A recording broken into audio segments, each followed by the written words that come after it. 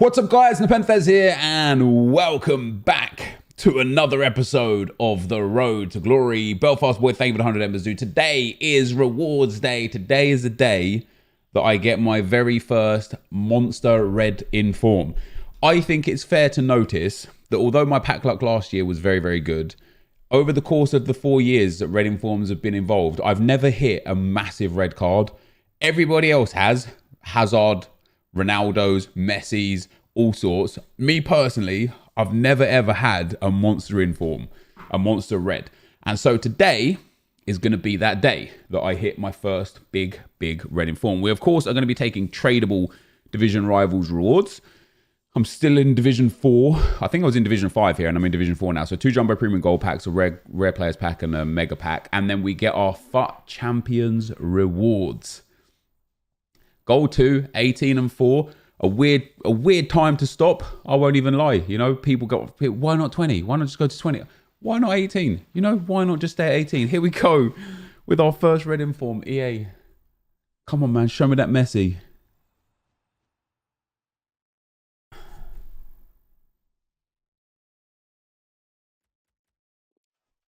He doesn't even have 4-star skill moves anymore.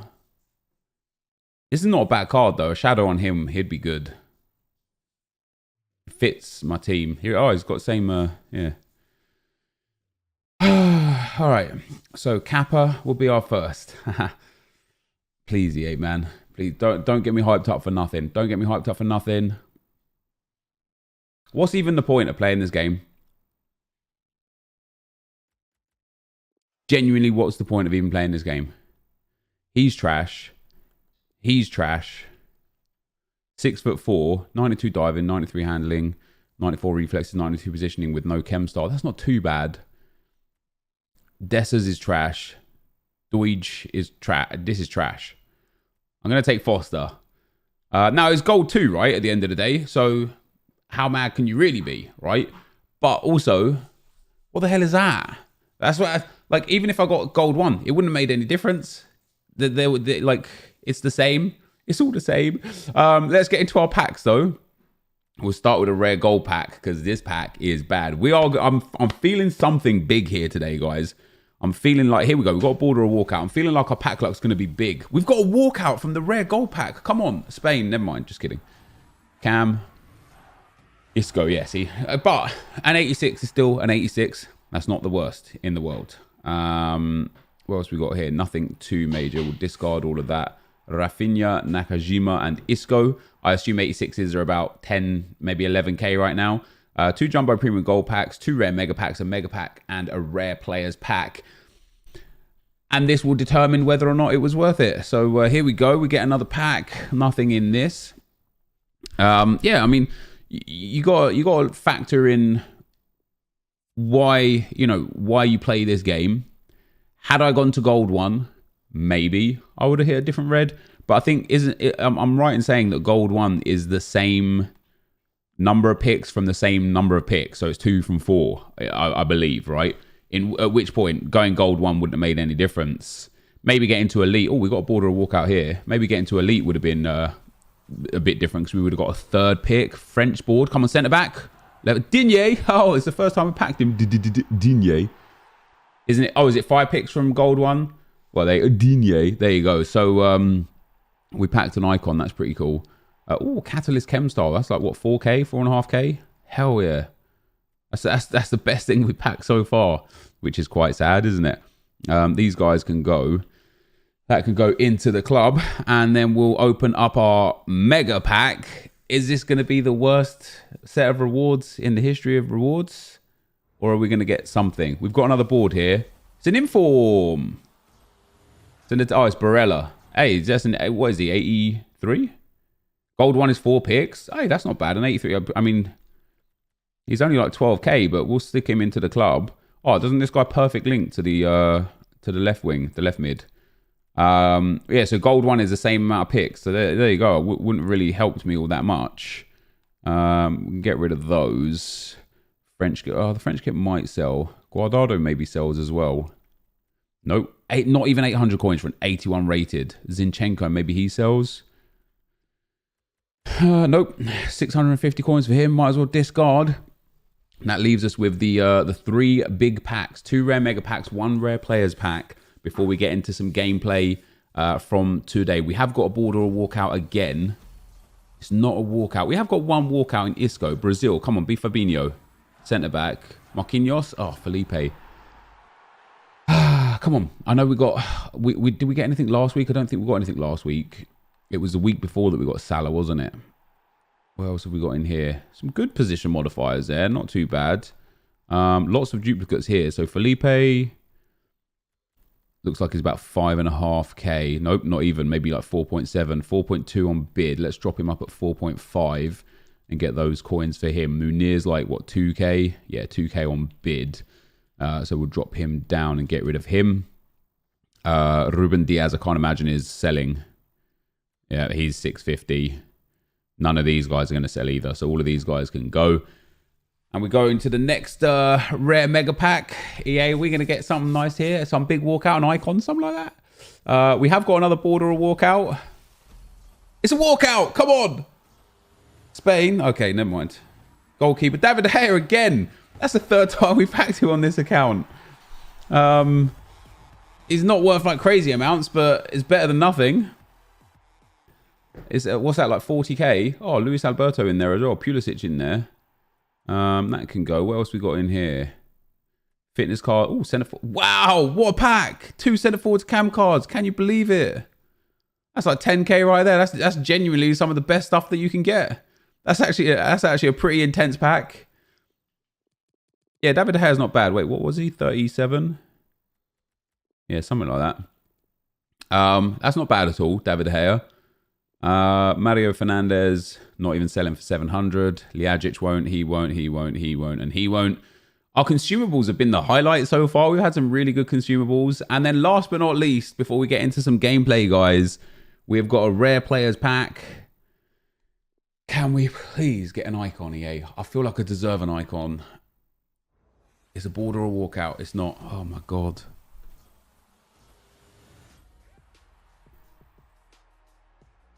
That genuinely has to be the worst 50k pack you have ever seen.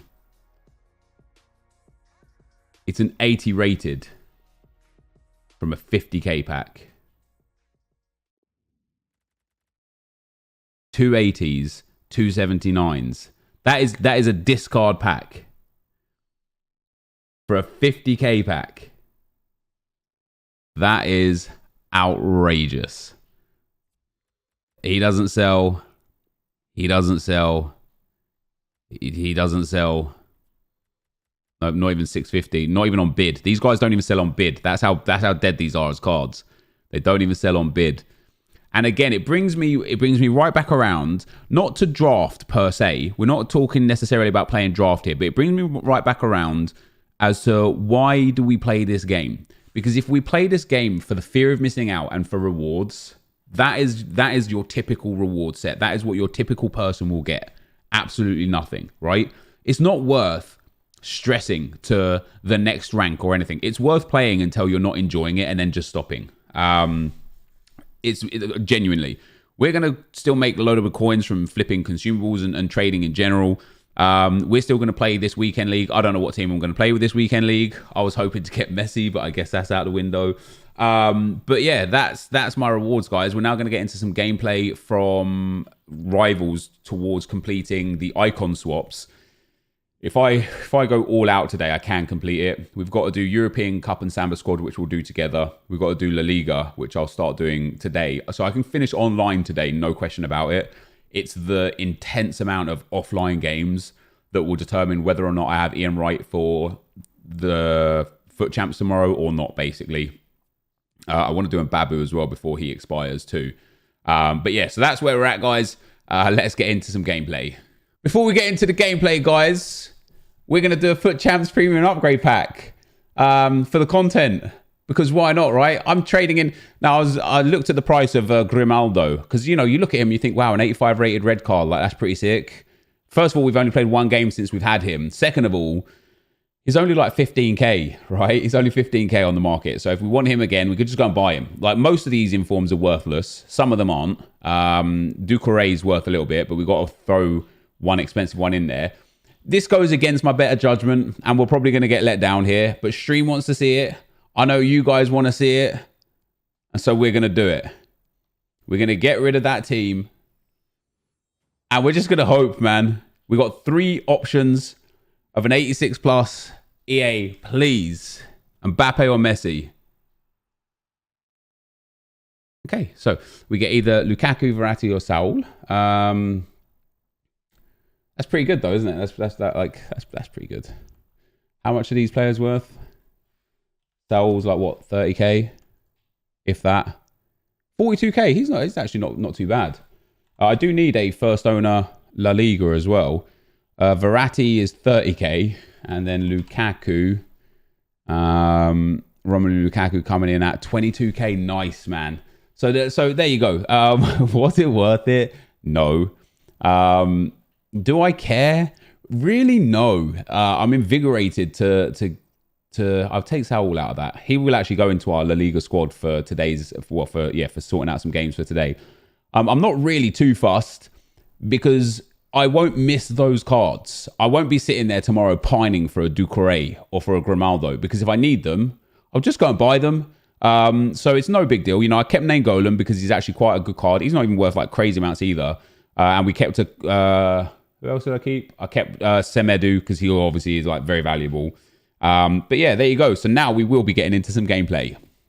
All right, guys, as we get into some gameplay, we have, of course, got some stuff going on. You see the first match, I quit there at 1-0 down. As I said to you guys in yesterday's video, I want to get through this as quick as possible. And to be fair, quitting 1-0 down has really enhanced how quickly we are getting through it.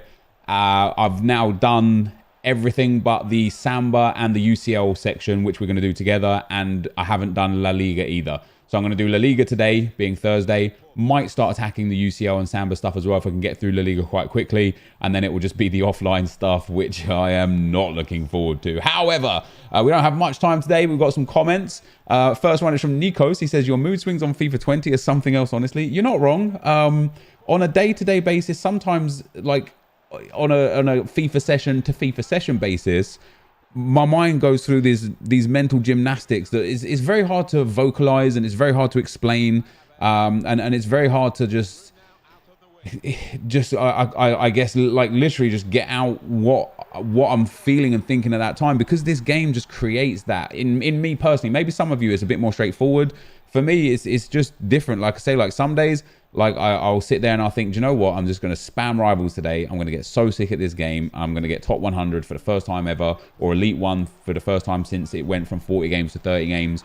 I'm going to grind as hard as I can on gameplay. Then I'll play a game or two and I'll be like, do you know what? Screw this. What I'm going to do is I'm going to sit here and I'm going to grind consumables and icon flipping and this tactic and that tactic. We're going to grind bronze packs. We're going to do upgrade packs.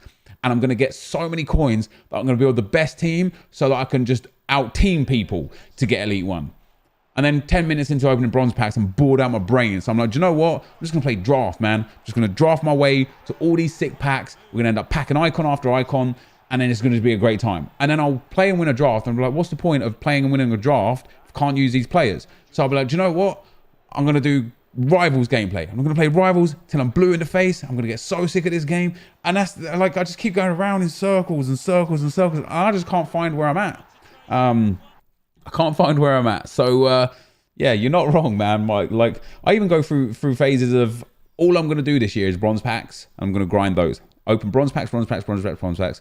Bronze to silver upgrades, silver to gold upgrades, gold to rare gold upgrades, and just constantly have a plethora of things available to me. You can make and save millions of coins on bronze packs. Let's just focus our attention solely on that. Then, as I say, 20 minutes into the bronze pack method, I'm like, this is boring. I would rather do literally anything else. And so just, you know, as I say, I can't find or think what I want. I'm sorry. You guys just get to hear it all. And that's why sometimes my opinions change quite a lot. For example, Dohia says, Nep says, EA do not have enough content. Also, Nep, too many gameplay-oriented objectives. And it's another one of those things like, you know, it's like I tried to tweet this and tried to explain my feelings via the tweets, right? It's not black and white as me saying, last year we had nothing and this year I want more. This year we've got more and now I'm unhappy too. It's not that black and white. it has to still work. Like, for example, like my analogy was like, if you're freezing cold and you say to someone, hey man, can I have that jumper because I'm cold, and then they turn the heating up to like literally 100 degrees, and then you're like, hey, I'm really hot now, like this is too much, they're not going to be like, oh, well, you was just cold a minute ago and now you're too hot. There's no winning with you. It's not that simple. Like, then you need to be at the right temperature, right? And in that analogy, EA have gone from freezing cold to boiling hot, and we need just room temperature. That's what we need, you know? Like, there's a lot of gameplay-oriented objectives. I'm all down for gameplay-oriented objectives. They just need to be for the right thing, for like in terms of value for time spent in-game versus in menus. And that's where I think EA have the biggest mistake. So what we was talking about on stream, and we talked about this yesterday on video as well, and I don't want to continually go over it and over it, but if you think about the volume of time it takes you, even if you did it in the quickest way possible, 23 offline games is about 7 to 8 hours worth of gameplay. And then you need, in the shortest amount of time that you can do it, it's like 25 games, I think, in the shortest amount of time you can do it online. So you're looking at probably another, like, unless you get loads of rage quits and stuff, at least another 5 to 8 hours in the quickest time online if you did UCL, First Owner, and Samba together, and then did all of the leagues, or did UCL and Samba together, then did First Owner and League together, and then did the other leagues, right? But it's likely it's going to take you 50 to 60 games, which means you're going to be looking at somewhere along the lines of like 14 to 15 hours of gameplay, assuming no rage quits again, assuming you don't rage quit and they don't rage quit, plus the offline stuff. And I just sit there and I think, like, yes, you're getting an icon out at the end of this, but with that amount of time in the game, you could do something else with that amount of time and make way more coins than the value of the icon that you're about to pick up, and just buy the icon and save yourself the hassle of going through all of that crap. So yeah, as per the first comment, I'm everywhere at the moment. I'm everywhere and nowhere. I really can't figure out where we should be, what we should be doing, how best to spend our time on the game, and most importantly, how to get the best enjoyment out of the game. And that's what we really should focus on. As you guys saw today, my rewards weren't necessarily worth the time. That Champions League upgrade pack wasn't worth the time, but it was all in the name of fun. You know, we didn't stress ourselves in FUT Champs. We played until we didn't want to play anymore. And so I can't really complain about the rewards that we got. We did that FUT Champs upgrades, not really expecting anything, but hoping for something. We can't really complain that we didn't get anything. So, you know, that's on me. And I'm glad I did those things, because I think even though our account is a little bit worse off for it now, in a week's time, we're not even going to remember that. We're not going to be like, oh man, I'm still so salty that I didn't get anything. We're not even going to care about it anymore. Sharp Rohan says, not sure if I'm not the average viewer, but if I'm honest, I would like to see you show us the championship team for squad battles and every single team for that matter, as I think the point of Road to Glory is to show what you're doing, and the audience wants to see that in general. Generally, yeah. As I kind of explained either last video or the video before, what happens is typically people don't want to see gameplay first off. The audience that enjoy gameplay is considerably smaller than the audience that enjoy menu stuff, pack openings, just building teams, and so on and so forth. So there isn't really an audience for it anyway. And secondly, people enjoy squad battles gameplay even less than online gameplay, right? So one of the things with squad battles is obviously when it got introduced a couple of years ago in FIFA 17, I was top 100. Like, I am top 100 squad battles player. Even now, I know I can get top 100, probably even top 10 this year. It's not too difficult to get up into the top 10. I guess a lot of people stop playing it because it's not worth it. And so it's just a little bit easier to get the points threshold there. But yeah, generally speaking, right, like, it's not difficult to get top 100. And if I showed all like 42 squad battles games every week, guess what? Nobody would watch them. If I'm like, oh my God, top 100 squad battles gameplay, and show like 8 games, people would be like, what is this crap? I don't want to see this. This is crap. So yeah, I will show the championship team legendary squad battles, because I think a lot of people are interested in that because they can't do it. So I'll be showing that out there. But other than that, yeah, we won't be doing much more with squad battles gameplay there. Lewis says, hi Nep, in regards to the win system for icon swaps, I would like you to hear your thoughts on an or system in terms of win 4 or 5 or 6 games, or play 15, 20, 25 games, full 90 minutes. This would still allow people to play for wins to save some time, or play 24 games and still try to achieve it without much stress, making it much less of a chore. Thanks, keep up the good work. So you're on the right track, in my opinion. but it would be very hard for them to monitor or games over 90 minutes, because at that point, if you're winning a game, well, I suppose if you're winning, but if somebody quits on you in the 85th minute, that one doesn't count. So what I propose, and there's only one downside that I can see to this, but what I proposed is rivals points. So win 4 games with first owner La Liga squad, or earn 6,000 rivals points, right? So that way, when you get a draw, it still counts. If you lose, you still work towards it, right? So it's, for, in my opinion, it's better in that regard. The only downside to that is people can then manipulate rivals points, because it's like, hey, let's just draw 5-5, right? We draw 5-5, we both get whatever it is, 720 points or whatever it is. Next game, draw 5-5. Next game, draw 5-5. Next game, draw 5-5. And what will happen is people will just circumvent the rivals' points by just drawing a lot, unless, of course, you don't come up against somebody who's also doing the objective. And that's the same thing that happened with the Politano goals. They completely got circumvented all the time by people just letting each other score 14, 15, 16 goals each game.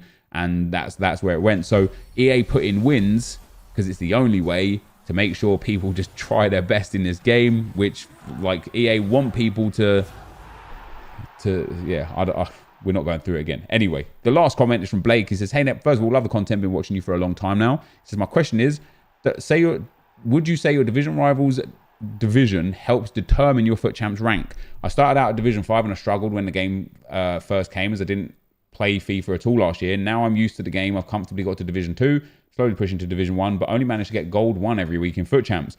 As a current Division 2 player, is Gold 1 where I should be finishing, or should I be finishing higher? Gold 1/Elite 3, don't think is too unreasonable. Champs is a bit different because of the time pressure and because of the way people play and the fact that it's extra time and penalties, where, you know, if you get a draw against a top quality player in Division 2, you don't really move much. If you go 90 minutes and then 120 minutes with someone in Champs and then lose on penalties, you get a loss for that, right? So there is some correlation there. If, like, I would expect Division 2/Division 1 players to be hitting 25 plus wins, but it's not an exact science. So just keep working on your game and you'll get there eventually. This, though, guys, is going to be the end of the video. Thank you for watching, and I'll see you next time. I'm out. Peace.